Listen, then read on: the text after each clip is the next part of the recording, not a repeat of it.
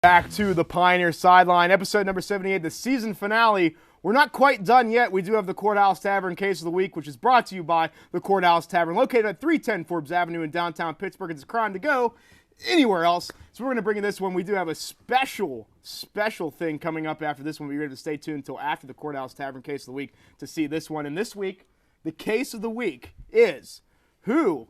And the the Pirates. Wow, I've done that all weekend. Who on the Steelers coaching staff, man, should be pink slipped? Arians, Ligashevsky, or Zierlein? So that's Zierlein, the offensive line coach, Ligashevsky, the special teams coach, Arians, the offensive coordinator, or I'll give you an extra choice. D, all of them. Barry. You know what? It could be all of the above in this case, but I think it's going to be Coach Ligashevsky for these special teams. We've given up 4 kickoff returns for touchdowns this year. That's brutal. That's a big momentum swinging games. But also, we are 31st in kickoff return average, giving up kickoff return average yards. The only team worse than us are the Carolina Panthers. That's huge. It has been very poor this year. I like that pick. That's a good pick, Kevin. For me, and if you guys saw the show a couple weeks ago, I ripped him apart, and it's Bruce Arians. Bruce Arians has got to get off of this football coaching staff. He has done a terrible job coaching this offense. We saw it case in point with that Dennis Dixon game. He utilized Dennis Dixon in all the wrong ways. He's done the same thing. Guys, the Detroit Lions put up 30-plus points on this Cleveland Browns defense. The Steelers can't do any better than they did Thursday night. Unbelievable. Another solid pick, Aaron. Are you gonna break the mold here? Or are you gonna stick with one of these guys? I want to go with D. I think they should have put out a big pink slip, taking out all 3 of them. I think you guys already talked about the other 2. I'll bring up the offensive line. I mean, I would rather had 6 garbage cans standing in front of Ben Roethlisberger on Thursday. You're gonna give up 8 sacks to the Cleveland Browns? Come on, it's been pitiful all season long, and I think all 3 need to go.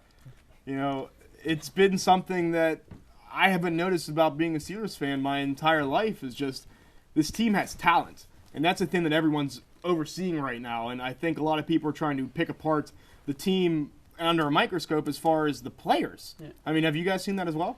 Well, let me say this. They have playmakers on the team. They're just not making the plays to get there. You take Joe Burnett, and he makes that interception against Oakland. Game over.